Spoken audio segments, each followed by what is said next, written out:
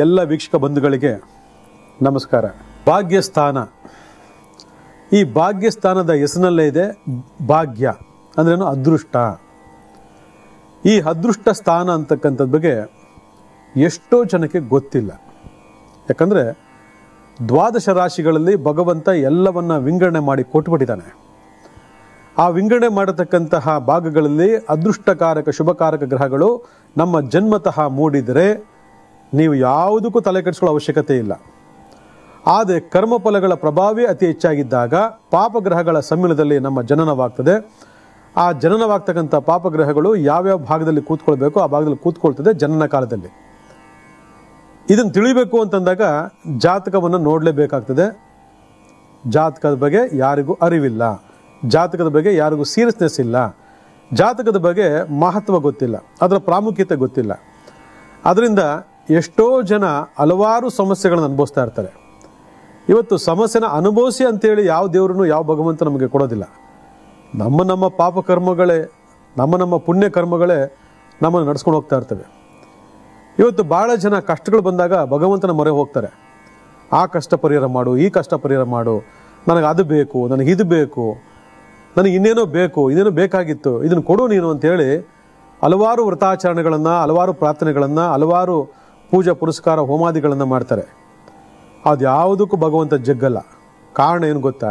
ನಾವು ಹುಟ್ಟಿದಾರಭ್ಯ ಭಗವಂತ 27 ನಕ್ಷತ್ರಗಳು, 12 ರಾಶಿಗಳು, 9 ಗ್ರಹಗಳ ಮೂಲಕ ಇಂತಿಂಥದ್ದೇ ಸಿಗಬೇಕು ಅಂತೇಳಿ 12 ರಾಶಿಗಳ ಮೂಲಕ ವಿಂಗಡಣೆ ಮಾಡಿಬಿಟ್ಟಿರ್ತಾನೆ.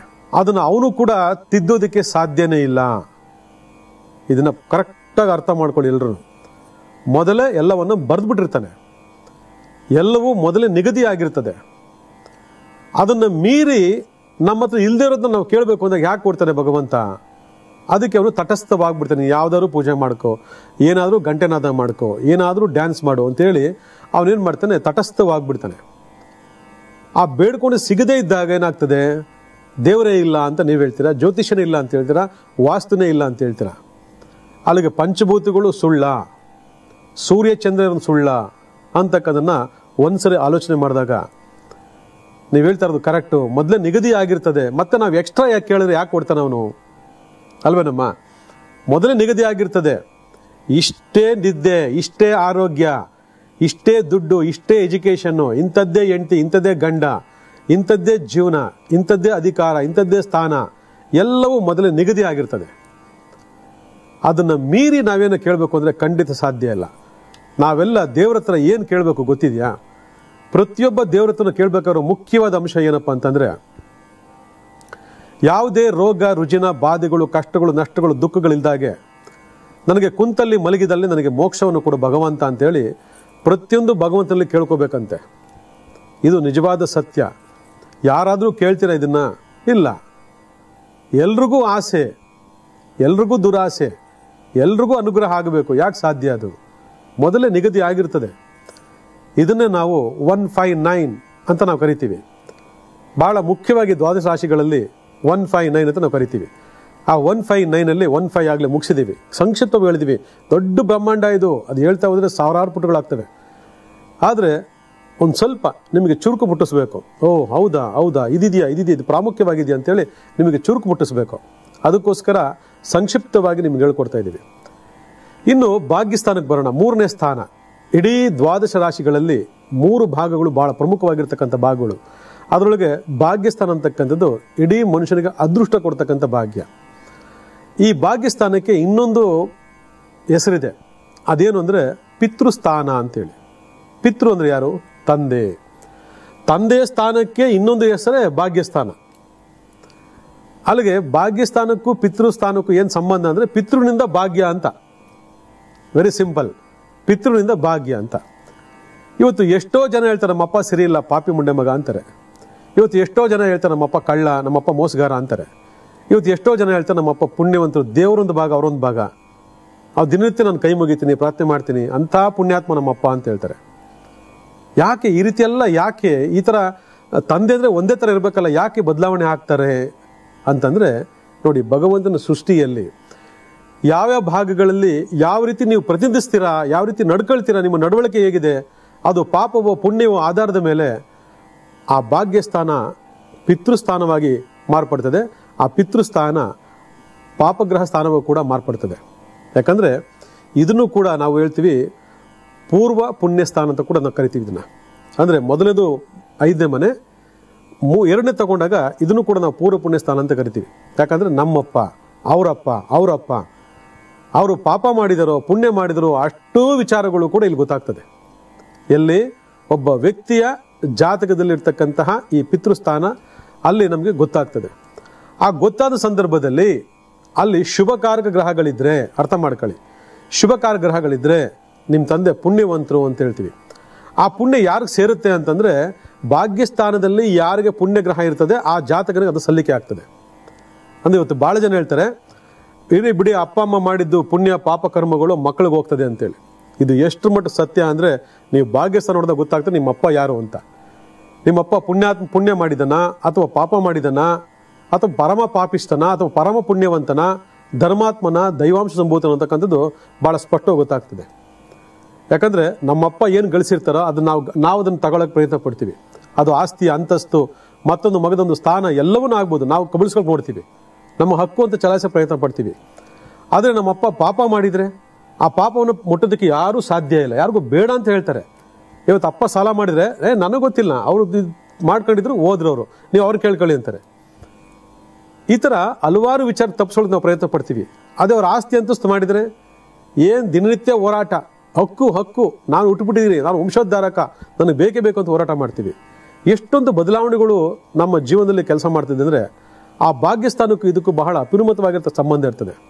ಭಾಗ್ಯಸ್ಥಾನದಲ್ಲಿ ಪುಣ್ಯವಂತ ಗ್ರಹಗಳಿದ್ದರೆ ನಮ್ಮ ತಂದೆ ಪುಣ್ಯವಂತರೋ ಅಥವಾ ಅದೃಷ್ಟವಂತರೋ ಅಂತಕ್ಕಂಥ ಭಾಳ ಸ್ಪಷ್ಟವಾಗಿ ಗೊತ್ತಾಗ್ತದೆ. ತಂದೆ ಅಥವಾ ತಾಯಿ ಮಾಡಿದಂತಹ ಪಾಪಕರ್ಮಗಳಲ್ಲಿ ತಂದೆ ಮಾಡಿರ್ತಕ್ಕಂಥ ಪಾಪಕರ್ಮಗಳು ಮಕ್ಕಳಿಗೆ ಚಲಿಸುತ್ತೆ, ಮಕ್ಕಳು ಕೂಡ ಅನುಭವಿಸ್ಬೇಕಾಗತ್ತೆ ಅನ್ನೋ ಸತ್ಯವನ್ನು ಈ ಭಾಗ್ಯಸ್ಥಾನ ಭಾಳ ಸ್ಪಷ್ಟವಾಗಿ ಹೇಳ್ತದೆ. ಇವತ್ತು ಎಷ್ಟೋ ಜನ ಮಕ್ಕಳು, ಅದು ಹೆಣ್ಮಕ್ಳು ಕೂಡ ಅವ್ರೇನು ಕಮ್ಮಿ ಅಲ್ಲ, ಇವತ್ತು ಅವರು ಸೇರಿಸಿ ಇವತ್ತು ನಮ್ಮಪ್ಪ ಮಾಡಿದ ಪಾಪಕರ್ಮಗಳಿಂದ ನಾವು ಅನುಭವಿಸ್ತಾ ಇದ್ದೀವಿ ಅಂತೇಳಿ ಮಾತಾಡ್ಕೊತಾರೆ. ಕಾರಣ ಅಂದರೆ ಅದರ ಅನುಭವ ಅವ್ರಿಗೆ ಚೆನ್ನಾಗಿರ್ತದೆ. ಅನುಭವ ಆಗಿರೋನು ಕೇಳಬೇಕು ಇದ್ರ ಬಗ್ಗೆ, ನಿಮ್ಮಪ್ಪ ಹೇಗೆ ಅಂತ. ಎಷ್ಟು ಜನ ದೈವಾಂಶ ಸಂಭೂತರಾಗಿ ತಂದೆಯನ್ನು ಕಾಣ್ತಾರೋ ಅಷ್ಟೇ ಕ್ರೂರವಾಗಿ ಕೂಡ ಇವತ್ತು ತಂದೆಯನ್ನು ಕಾಣ್ತಾರೆ ನಮ್ಮ ಸಮಾಜದಲ್ಲಿ. ಕಾರಣ ಎಲ್ಲ ತಂದೆನೂ ಜನ್ಮ ಕೊಟ್ಟಿರ್ತಾರೆ, ಎಲ್ಲ ತಂದೆಯರು ಜೀವನವನ್ನು ಕೊಟ್ಟಿರ್ತಾರೆ. ಆದರೆ ಜೊತೆಗೆ ಕೆಲವರು ಹೇಳುವ ಧನ ಸಂಪತ್ತು, ಸುಖ ಸಂತೋಷವನ್ನು ಕೊಟ್ಟರೆ, ಹೃದಯಪೂರ್ವಕವಾಗಿ ಪ್ರೀತಿ ಪ್ರೇಮವನ್ನು ಕೊಟ್ಟರೆ, ಸಂತೋಷವನ್ನು ಕೊಟ್ಟರೆ, ಕೆಲವರು ಕೋರ್ಟು ಕಚೇರಿ, ಜೈಲು, ಸಾಲ, ಅವಮಾನ, ಅಪಮಾನ, ರಕ್ತ, ನೋವು, ದುಃಖ, ಕಷ್ಟ ಇವನ್ನೆಲ್ಲ ಕೊಟ್ಟು ಹೋಗಿರ್ತಾರೆ, ಕೊಡ್ತಾ ಇರ್ತಾರೆ ಕೂಡ. ಹಾಗಿದ್ದಾಗ ಭಾಗ್ಯಸ್ಥಾನ ಹೇಗೆ ಭಾಗ್ಯವಾಗಿ ಪರಿವರ್ತನೆ ಆಗ ಸಾಧ್ಯ? ನಾವು ಮಾಡಿದ್ದು ನಮ್ಮ ಮಕ್ಳಿಗೆ ಹೋಗುತ್ತೆ ಅಂತಂದಾಗ ನಾವು ಜಾಗೃತವಾಗಿರಬೇಕು ಅಂತಕ್ಕಂಥ ಯಾರು ಹೇಳ್ಕೊಡ್ತಾರೆ ನಮಗೆ? ನಮ್ಮ ಇಷ್ಟ ಬಂದ ನಾವು ಮಾಡ್ತಾ ಇರ್ತೀವಿ, ಇಷ್ಟ ಬಂದ ಹೋಗ್ತಾ ಇರ್ತೀವಿ. ಆದರೆ ಅಲ್ಲಿ ಅನುಭವಿಸ್ತಕ್ಕಂಥ ಲೆಕ್ಕಾಚಾರ ಇದೆಯಲ್ಲ, ಇವತ್ತು ಎಷ್ಟು ಜನ ತಂದೆಯರು ಅನುಭವಿಸ್ತಾ ಇದ್ದಾರೆ ಅಂತಂದರೆ, ಯಾರ ಮಕ್ಕಳ ಜಾತಕದಲ್ಲಿ ಭಾಗ್ಯಸ್ಥಾನದಲ್ಲಿ ಪಾಪಗ್ರಹಗಳಿದ್ದರೆ, ಶನಿ, ರಾಹು, ಕೇತು, ಮಂಗಳ, ಚಂದ್ರ ಇವರೆಲ್ಲ ಪಾಪಗ್ರಹಗಳಿದ್ದರೆ, ಆ ಪಾಪಗ್ರಹಗಳಿಂದ ಆ ಮಕ್ಕಳ 2ನೇ ಹಂತದ ಒಂದು ಭಾಗ್ಯದಲ್ಲಿ ಯಾವ ಭಾಗ್ಯದೂ ಇರೋದಿಲ್ಲ. ಇವತ್ತು ಎಷ್ಟು ಜನ ತಂದೆಯರು ನಾವು ಕೊಟ್ಟಿದ್ದೋ ಅಥವಾ ನಮ್ಮಪ್ಪ ಕೊಟ್ಟಿದ್ದೋ ಒಂದು ಯೋಚನೆ ಮಾಡೋದಿಲ್ಲ. ನನ್ನ ಮಗ ಹಿಂಗಾಗಬೇಕಾಗಿತ್ತು, ನನ್ನ ಮಗಳು ಹಿಂಗಾಗಬೇಕಾಗಿತ್ತು, ಅದು ಆಗಲಿಲ್ವಲ್ಲ ಅಂತ ಕೊರಗಿನಿಂದನೇ ಕಾಲ ಕಳೀತಿರ್ತಾರೆ. ಆದರೆ ಅವ್ರ ಅಪ್ಪ ಮಾಡಿದ್ದು ಇವ್ರು ಮಾಡಿದ್ದು ಮರ್ತೇ ಹೋಗ್ಬಿಟ್ಟಿರ್ತಾರೆ. ಆದರೆ ಇವ್ರು ಹುಟ್ಟಿರೋ ಮಕ್ಕಳಿಗೆ ಅದು ಆಗಬೇಕು, ಎಲ್ಲ ಚೆನ್ನಾಗಿ ಆಗ್ಬಿಡ್ಬೇಕು, ಅವ್ನು ಚೆನ್ನಾಗಿ ಓದಬೇಕು, ಒಳ್ಳೆ ನಡತೆ ಇರಬೇಕು, ಒಳ್ಳೆ ಉದ್ಯೋಗ ಸಿಗಬೇಕು, ಒಳ್ಳೆ ವ್ಯಾಪಾರ ಮಾಡಬೇಕು, ಒಳ್ಳೆ ಲಾಭ ಬರಬೇಕು, ಒಳ್ಳೆ ಹುಡುಗಿ ಸಿಗಬೇಕು, ಒಳ್ಳೆ ಹುಡುಗ ಸಿಗಬೇಕು, ಜೀವನ ಚೆನ್ನಾಗಿದ್ಬಿಡ್ಬೇಕು, ಹ್ಯಾಪಿಯಾಗಿ ಇದ್ಬಿಡ್ಬೇಕು ಅಷ್ಟೇ. ಆದರೆ ಇವ್ರ ತಂದೆ ಅವ್ರ ತಂದೆ ಮಾಡತಕ್ಕಂತಹ ಪಾಪದ ಗಂಟು ಮಕ್ಕಳ ಮೂಲಕ ಪ್ರಕಟ ಆಗಿ ಅವನು education failure, profession failure, married life failure, court ಕಚೇರಿ, ಜೈಲು, ಅಪರಾಧ ಇವೆಲ್ಲ ಮಾಡ್ಕೊಂಡಾಗ ಒಬ್ಬ ತಂದೆನೂ ಸಹಿಸ್ಕೊಳ್ಳಲ್ಲ. ಅದು ಇವ್ರದೇ ಪ್ರತಿರೂಪ, ಅದು ಇವ್ರದ್ದು ನಿಮ್ಮದೇ ಪ್ರತಿರೂಪ ಅದು. ಆದರೆ ಸಹಿಸ್ಕೊಳ್ಳೋಕೆ ಮಾತ್ರ ಯಾರೂ ಸಾಧ್ಯ ಇಲ್ಲ, ಯಾರು ಒಪ್ಕೊಳ್ಳೋಕೆ ಸಾಧ್ಯ ಇಲ್ಲ. ಎಷ್ಟೋ ಜನ ನನ್ನ ಮಕ್ಕಳೇ ಅಲ್ಲ ಅಂತ ಬಿಟ್ಬಿಟ್ಟಿದ್ದಾರೆ. ಈ ಥರ ಸಮಾಜದಲ್ಲಿ ಆಗ್ತಕ್ಕಂತಹ ಈ ವ್ಯತ್ಯಾಸಗಳಿಗೆ ಕಾರಣ ಏನು ಅಂತ ಕಂಡಾಗ ನೀವೆಲ್ಲ ಅರ್ಥ ಮಾಡ್ಕೋಬೇಕು. ನಮ್ಮಪ್ಪ ನಮ್ಮ ತಾತ ಮಾಡತಕ್ಕಂಥ ಪಾಪಕರ್ಮಗಳ ಗಂಟು ವಂಶ ಪಾರಂಪರ್ಯವಾಗಿ ಜೀನ್ಸ್ ಮುಖಾಂತರ ರೀತಿ ಅಂತಂದರೆ ಅದು ನಮ್ಮ ತಂದೆಯಿಂದ ನಮಗೆ ಬಂದಿರ್ತದೆ ಅಂತ ಅರ್ಥ. ಇದನ್ನೆಲ್ಲ ಯಾಕೆ ಹೇಳ್ತೀವಿ ಅಂತಂದರೆ, ತಂದೆ ಗೊತ್ತಿಲ್ಲ ಪಾಪ, ಅವರಪ್ಪ ಮಾಡೋದು ಪಾಪಕರ್ಮ ತಂದೆ ಗೊತ್ತಿಲ್ಲ, ಯಾಕಂದ್ರೆ ಅವರಪ್ಪ ಪಾಪಿಷ್ಟ ಆಗಿದ್ರೆ ಈ ಅಪ್ಪ ಪುಣ್ಯಾತ್ಮನಾಗಿರ್ತಾನೆ.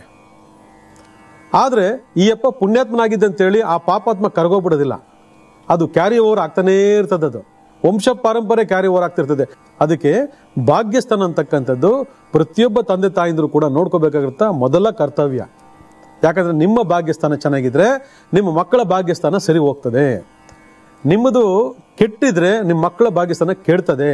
ಆಗ ಆ ಮಕ್ಕಳಿಗೆ ಅದೃಷ್ಟಹೀನರಾಗ್ತಾರೆ, ಅದೃಷ್ಟಹೀನ ಮಕ್ಕಳಾಗಿ ಬಿಡ್ತಾರೆ.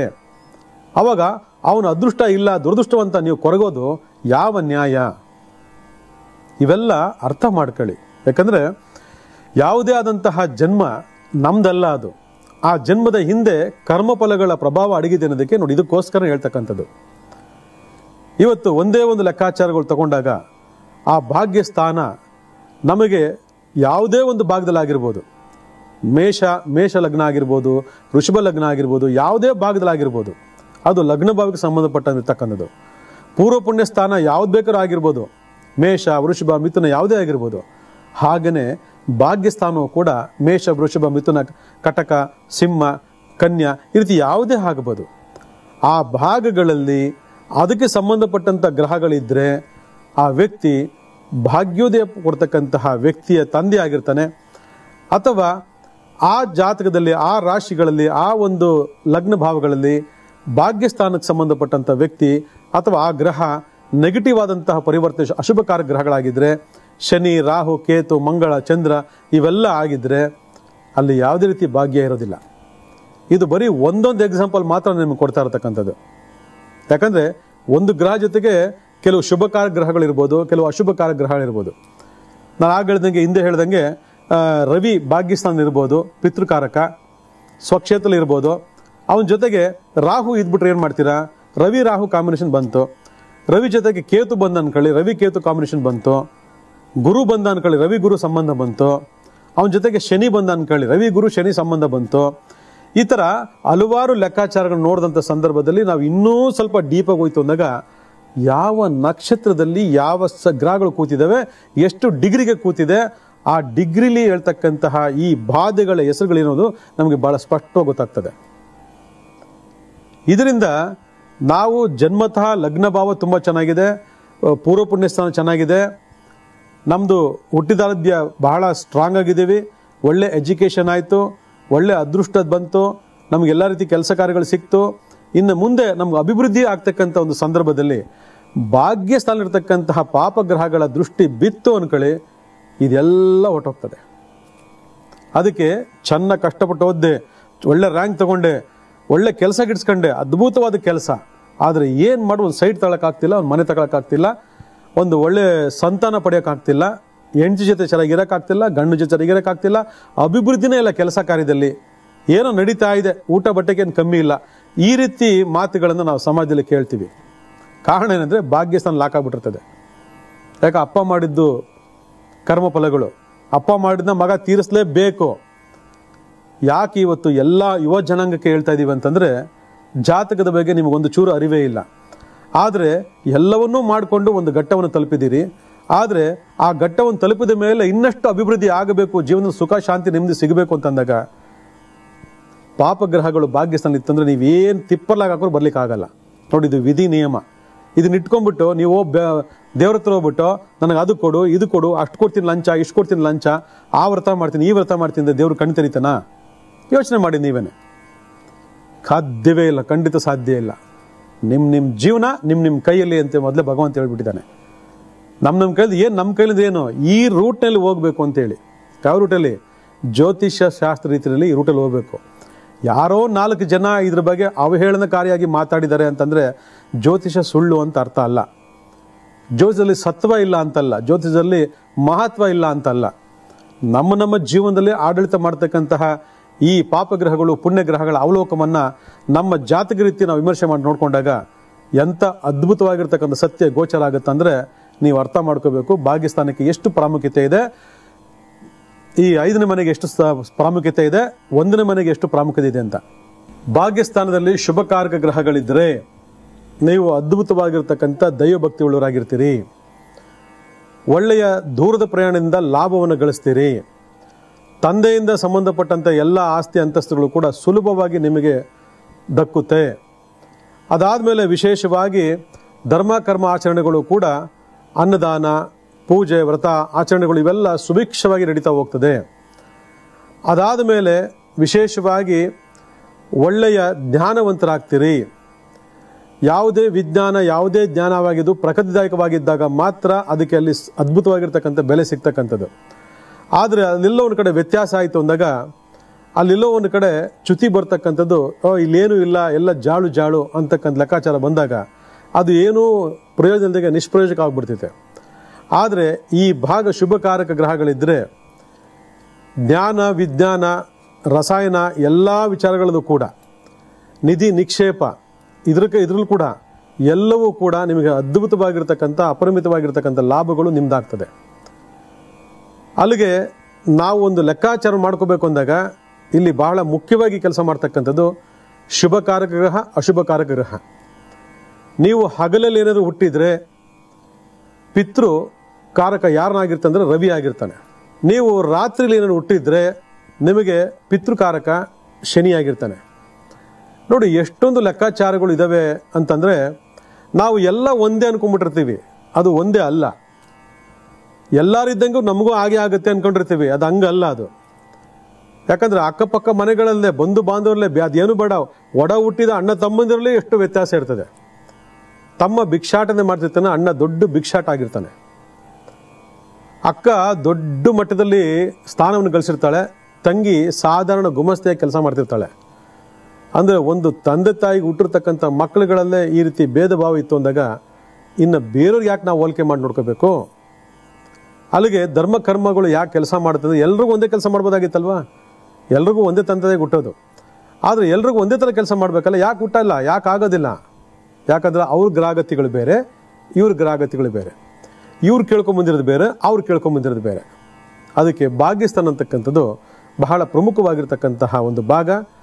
ರವಿ, ಗುರು, ಶುಕ್ರ ಮತ್ತು ಗುರು ಇವರೆಲ್ಲ ಬಹಳ ಅದ್ಭುತವಾಗಿ ಆ ಒಂದು ಭಾಗವನ್ನು ಪ್ರತಿನಿಧಿಸಿದಾಗ ಆ ಒಂದು ಭಾಗ್ಯಸ್ಥಾನ ಅಂತಕ್ಕಂಥದ್ದು ಬಹಳ ಅದ್ಭುತವಾಗಿರ್ತಕ್ಕಂಥ ಫಲವನ್ನು ಜಾತಕನಿಗೆ ಕೊಡ್ತದೆ. ಅದೇ ಶನಿ, ರಾಹು, ಕೇತು, ಮಂಗಳ, ಚಂದ್ರ ಇವು ಭಾಗ್ಯಸ್ಥಾನವನ್ನು ಆಳ್ತಕ್ಕಂಥ ಸಂದರ್ಭ ಬಂದಾಗ ಆ ವ್ಯಕ್ತಿಯ ಭಾಗ್ಯೋದಯಲ್ಲಿ ಹಿನ್ನಡೆ ಆಗ್ತದೆ. ಅವನು ಏನೇ ಮಾಡಿದ್ರೂ ಕೂಡ ಮುಂದೆ ಹೋಗ್ಲಿಕ್ಕಾಗಲ್ಲ. ಆಗ ನನ್ನಲ್ಲಿ ಎಲ್ಲವೂ ಇದೆ, ನಾನೇನು ಮಾಡೋಕ್ಕಾಗ್ತಿರ್ತಕ್ಕಂಥ ಪಶ್ಚಾತ್ತಾಪ ನಿಮ್ದಾಗ್ತದೆ. ಇದೆಲ್ಲ ಆಗಬಾರ್ದು ಅಂತಂದರೆ ನಾವು ಇವೆಲ್ಲವನ್ನು ನೋಡ್ಕೊಳ್ಬೇಕು. ಜಾತಕದ ಮಹತ್ವ ಎಷ್ಟು ಮಟ್ಟಿಗೆ ಬಹಳ ಪ್ರಮುಖವಾದಂಥ ಭಾಗ ಅಂತಂದರೆ ದ್ವಾದಶ ರಾಶಿಗಳಲ್ಲಿ ಲಗ್ನ ಭಾವ, ಪಂಚಮ ಭಾವ ಮತ್ತು ಭಾಗ್ಯ ಭಾವ ಅಂತಕ್ಕಂಥದ್ದು ಇಡೀ ಜೀವನದ ಆಗು ಹೋಗುಗಳನ್ನು ಸಮತೋಲ ಸ್ಥಿತಿಯಲ್ಲಿ ತಗೊಂಡು ಹೋಗ್ತದೆ. ಆದರೆ ಎಲ್ಲೋ ಒಂದು ಕಡೆ ಆ ಕಡೆದು ವಿರುದ್ಧ, ಈ ಕಡೆ ವಿರುದ್ಧ ಅಂತ ಬಂದಾಗ ತಂದೆನೇ ವೈರಿ ಆಗಿಬಿಡ್ತಾನೆ. ಇವತ್ತು ಎಷ್ಟು ಜನ ಮಕ್ಕಳು ಪ್ರೀತಿ ತೋರಿಸ್ತಾರೆ, ತಂದೆ ತೋರಿಸಲ್ಲ. ತಂದೆಗೆ ಹಠ, ಕೋಪ, ಎಷ್ಟೆಷ್ಟೋ ವರ್ಷ ಮಕ್ಕಳನ್ನ ಮಾತಾಡಿಸದೆ ಬಿಟ್ಬಿಟ್ಟಿರ್ತಕ್ಕಂಥ ನಮ್ಮ ಸಮಾಜದಲ್ಲಿ ಏರಳವಾಗಿ ಸಿಗ್ತಾರೆ. ಈ ರೀತಿ ಹಲವಾರು ವಿಚಾರಗಳು ತಂದು ಬಂದಾಗ ಅಲ್ಲಿ ತಂದೆ ಮಗನ ಸಂಬಂಧದಲ್ಲೇ ವ್ಯತ್ಯಾಸ ಆಯಿತು ಅಂದಾಗ ತಂದೆ ಅಂತಕ್ಕಂತಹ ರವಿಯ ಜಾಗದಲ್ಲಿ ಪಾಪಾತ್ಮ ಗ್ರಹಗಳಾಗಿರ್ತಕ್ಕಂತಹ ಶನಿ, ರಾಹು, ಕೇತುವಿನ ಸಂಗಮ ಆಯಿತು ಅಂದಾಗ ಆ ತಂದೆಯ ತಲೆಯನ್ನೇ ಕೆಡಿಸಿ ಮಗನನ್ನು ಶತ್ರುತ್ವವಾಗಿ ಪರಿಗಣಿಸ್ತಕ್ಕಂಥದ್ದು ಇವತ್ತು ಜಾದಿರ್ತಕ್ಕಂಥ ಗ್ರಹಗತಿಗಳಿರೋ ಹೊರತು ಯಾವ ತಂದೆನೂ ಯಾವ ಮಕ್ಕಳ ಮೇಲೆ ಕೋಪ ಮಾಡ್ಕೊಳ್ಳಲ್ಲ. ಯಾವ ಮಕ್ಕಳು ಕೆಟ್ಟೋಗ್ಲಿ ತಂದೆ ಬಯಸೋದಿಲ್ಲ. ಯಾವ ತಂದೆಯೂ ವೈರಿಯಾಗಿ ಮಕ್ಕಳಿಗೆ ಕೆಲಸ ಮಾಡಲ್ಲ. ಮಾಡಿಸೋನು ಯಾರು ಅಂದರೆ ಪಾಪಕರ್ಮಗಳು. ಯಾರ ಪಾಪಕರ್ಮಗಳು? ವಂಶ ಪಾರಂಪರ್ಯ ಅರಿತಕ್ಕಂಥ ಪಿತೃಸ್ಥಾನದ ಪಾಪಕರ್ಮಗಳು. ಯಾರು ನೋಡ್ಕೊಂಡಿದ್ದೀರಿ ಇವತ್ತು ಹೇಳಿ ನೋಡೋಣ. ತಂದೆ ಆಸ್ತಿ ಕೊಡಲಿಲ್ಲ ಅಂದರೆ ತಂದೆ ಮೇಲೆ ಕೋಪ ಮಾಡಿಕೊಂಡು ಅವನು ಇವನು ಅಂತ ಬೈಯೋದು ಗೊತ್ತಿದೆ. ಆದರೆ ಆ ತಂದೆ ಯಾಕೆ ಮಾಡ್ತಾನೆ, ನಮ್ಮಲ್ಲ ಪ್ರಾಪ್ತಿ ಇದೆಯಾ ಅಂತ ಒಬ್ಬ ಮಗ ಒಬ್ಬಳು ಮಗಳಾದರೂ ಇವತ್ತು ನೋಡ್ಕೊಂಡಿದ್ದರೆ ಆ ತಂದೆಯ ಸ್ಥಾನ, ತಂದೆಯ ಮಹತ್ವ ನಿಮಗೆ ಗೊತ್ತಾಗ್ತಿತ್ತು. ಇದು ಗೊತ್ತಿರತಕ್ಕಂಥ ಎಷ್ಟೋ ಜನ ಇವತ್ತು ತಮ್ಮ ತಮ್ಮ ಭಾಗ್ಯಸ್ಥಾನವನ್ನು ಹಾಳು ಮಾಡಿಕೊಂಡು ಇವತ್ತು ಜೀವನದಲ್ಲಿ ತಂದೆ ಕುಟುಂಬದಿಂದನೂ ಯಾವುದೇ ಲಾಭ ಇಲ್ಲ, ಬರೀ ದುಃಖ, ಕಷ್ಟ, ದುಮ್ಮಾನಗಳೇ ಸಿಗ್ತಕ್ಕಂಥವು. ತನ್ನ ಜೀವನದಲ್ಲೂ ಕೂಡ ಭಾಗ್ಯದೇ ಇಲ್ದಿರ್ತಕ್ಕಂಥ ಲೆಕ್ಕಾಚಾರಕ್ಕೆ ಹೋಗಿ ಇವತ್ತು ಹಲವಾರು ಕೆಲಸ ಕಾರ್ಯಗಳು, ಉದ್ಯೋಗ, ವ್ಯವಹಾರ, ವ್ಯಾಪಾರ, ಮದುವೆ, ಸಂತಾನ ಮತ್ತು ಮದುವೆ ಜೀವನ ಇದರಲ್ಲಿ ಫೇಲ್ಯೂರ್ಸನ್ನು ಅನುಭವಿಸ್ಕೊಂಡು ಇವತ್ತು ನಾನಾ ರೀತಿಯ ಸಂಕಷ್ಟ ಅನುಭವಿಸ್ತಾ ಇದ್ದೀರಾ. ಅದಕ್ಕೆ ಇವತ್ತು ಒಂದು ಭಾಗ ಸರಿ ಇದ್ರೆ ಮಾತ್ರ ಸಾಲದು, ಎಲ್ಲ ಭಾಗಗಳಲ್ಲೂ ಕೂಡ ಶುಭಕಾರ ಗ್ರಹಗಳಿರ್ಬೋದು. ಇಲ್ಲ ನೀವು ಹೇಳಿದೆಲ್ಲ ಸತ್ಯ, ಇದೇ ರೀತಿ ಇರೋದು ಅಂತಂದರೆ ಇರಲಿ, ತೊಂದರೆ ಇಲ್ಲ, ಅದೇನು ಮಾಡೋಕ್ಕಾಗಲ್ಲ. ಯಾರನ್ನೂ ಪುಣ್ಯವಂತರಾಗಿ ಹುಟ್ಟಕ್ಕೆ ಸಾಧ್ಯ ಇಲ್ಲ, ಯಾರು ಪಾಪವಂತರಾಗಿ ಹುಟ್ಟಕ್ಕೆ ಸಾಧ್ಯ ಇಲ್ಲ. ಎರಡನ್ನೂ ಸ್ವೀಕಾರ ಮಾಡೋಣ ನಾವು. ಆದರೆ ಪುಣ್ಯವಂತರ ಕತೆ ಬಿಟ್ಬಿಡೋಣ, ಅವ್ರು ಅನುಭವಿಸ್ಕೊಂಡು ಜಾಲಿಯಾಗಿರ್ತಾರೆ. ಆದರೆ ಪಾಪಗ್ರಹ ಇರ್ತಕ್ಕಂಥವ್ರು ಏನು ಮಾಡಬೇಕು ಅಂದಾಗ ಕರೆಕ್ಷನ್ಸ್, ಪರಿವರ್ತನೆಗಳನ್ನು ಮಾಡ್ಕೋಬೇಕು. ಪರಿವರ್ತನೆ ಮಾಡ್ಕೊಳ್ಳೋದಕ್ಕೆ ನಿಮ್ಮ ಹತ್ರ ಜಾತಕವೇ ಇಲ್ಲ, ಜಾತಕವನ್ನು ಬರೆಸಿ. ಇಲ್ಲಿ ಈ 4 ದಿನಗಳ ಕಾಲ ನಾವು ಹೇಳ್ತಕ್ಕಂಥ ವಿಚಾರಗಳನ್ನು ನೀವು ಮುಂದಟ್ಟು ಮಾಡಿಕೊಂಡು ಜಾತಕದ ಮಹತ್ವ ಎಷ್ಟು ಮಟ್ಟಿಗೆ ಇದು ಕಾರಣ ಆಗುತ್ತೆ, ಜೀವನದಲ್ಲಿ ಮುಂದೆ ಬರಬೇಕು ಅಂತಿದ್ರೆ ನೀವು ಈ ಭಾಗಗಳನ್ನು ಸರಿಯಾದ ರೀತಿಯಲ್ಲಿ ಉಪಯೋಗ ಮಾಡ್ಕೊಳ್ಬೇಕು. ಯಾಕಂದರೆ ಕೆಲವರು ಲಗ್ನ ಸ್ಥಾನ ಚೆನ್ನಾಗಿದ್ರೆ ಭಾಗ್ಯಸ್ಥಾನ ಚೆನ್ನಾಗಿರಲ್ಲ, ಭಾಗ್ಯಸ್ಥಾನ ಚೆನ್ನಾಗಿದ್ರೆ ಪೂರ್ವ ಪುಣ್ಯ ಸ್ಥಾನ ಚೆನ್ನಾಗಿರಲ್ಲ. ಹಲವಾರು ಕರ್ಮಫಲಗಳು ಅಡಕವಾಗಿರ್ತದೆ. ಆ ಕರ್ಮಫಲಗಳು ಯಾವುದೇ ಕಾರಣಕ್ಕೆ ನಿಮ್ಮನ್ನು ಮೇಲೆ ಬರೋಕ್ಕೆ ಬಿಡೋದೇ ಇಲ್ಲ. ಅದು ಅನುಭವ ಆಗಿರೋರಿಗೆ ಮಾತ್ರ ಇದು ಗೋಚರ ಆಗ್ತದೆ ಹೊರತು ಎಲ್ಲರೂ ಗೋಚರ ಆಗೋದಿಲ್ಲ ಇದು. ಆದರೂ ಕೂಡ ಮಕ್ಕಳ ಮುಂದಿನ ಭವಿಷ್ಯದ ದೃಷ್ಟಿಯಿಂದ ಪ್ರತಿಯೊಬ್ಬ ತಂದೆ ತಾಯಿಂದರು ಕೂಡ ಇವತ್ತು ಹುಡ್ತಾ ಇದ್ದಾರೆ ಮಕ್ಕಳು ಅಂತಂದಾಗ ಇವರ ಲಗ್ನ ಸ್ಥಾನ ಹೇಗಿದೆ, ಪೂರ್ವ ಪುಣ್ಯ ಸ್ಥಾನ ಹೇಗಿದೆ, ಇವರ ಭಾಗ್ಯಸ್ಥಾನ ಹೇಗಿದೆ ಅನ್ನೋ ಬಗ್ಗೆ ತಿಳ್ಕೋಬೇಕು. ಇವತ್ತು ಮಕ್ಕಳಿಗೆ ಮೊದಲನೇ ಹಂತ, ಎರಡನೇ ಹಂತ ವೆರಿ ವೆರಿ ಇಂಪಾರ್ಟೆಂಟು. ಯಾಕಂದ್ರೆ ಎರಡನೇ ಹಂತದಲ್ಲೇ ವಿದ್ಯಾಭ್ಯಾಸ ಅಂತ ಹೇಳ್ತೀವಿ. ಆ ವಿದ್ಯಾಭ್ಯಾಸ ಸೂಚನೆ ಮಾಡ್ತಕ್ಕಂಥವೇ ಹೈಯರ್ ಎಜುಕೇಷನ್ ಕೊಡ್ತಕ್ಕಂಥವೇ ಪೂರ್ವ ಪುಣ್ಯ ಸ್ಥಾನ. ಅದು ಪಾಪ ಸ್ಥಾನವಾಗಿದ್ದರೆ ನೋ ಹೈಯರ್ ಎಜುಕೇಷನ್, ಅವನಲ್ಲಿ ಫೇಲ್ಯೂರ್ ಆಗ್ತಾನೆ. ಆಗ ಇವಳು ಸರಿ ಇಲ್ಲ, ಅವನು ಸರಿ ಇಲ್ಲ, ಓದಿಲ್ಲ ಅಂತೇಳಿ ಅಪೋದ ಹೊರಿಸ್ತೀರ. ಇದು ಆಗಬಾರ್ದು ಅಂತಂದರೆ ಈ 3 ಭಾಗಗಳ ಒಂದು ಮಹತ್ವವನ್ನು ಮನಗಂಡು ಆ ಮಕ್ಕಳಿಗೂ ಹೇಳಿ ಜಾತಕವನ್ನು ಬರೆಸಿ ಈ ದೋಷಗಳ ಪರಿವರ್ತನೆಗಳನ್ನ ಯಾವಾಗ ಮಾಡ್ತೀರಾ ಆವಾಗ ಎಲ್ಲರೂ ಸುಖಿಗಳಾಗಿ ಬದುಕ್ಬೋದು. ಭಗವಂತ ನಿರ್ಣಯ ಮಾಡೋದು ಇದನ್ನೇ. ಈ ಮನುಷ್ಯ ಜನ್ಮದಲ್ಲೇ ನಿಮ್ಮ ಇಂದಿನ ಎಲ್ಲ ಪಾಪಕರ್ಮಗಳನ್ನು ಕಳ್ಕೊಂಡು ಸುಖ ಸಂತೋಷ ನೆಮ್ಮದಿಯಿಂದ ಬದುಕಿ ಅಂತ ಹೇಳ್ತಕ್ಕಂಥದ್ದೇ ಅವನ ಒಂದು ಸಲಹೆ. ಇದನ್ನು ಪರಿಪಾಲನೆ ಮಾಡಿ ಒಳ್ಳೆಯದಾಗ್ತದೆ.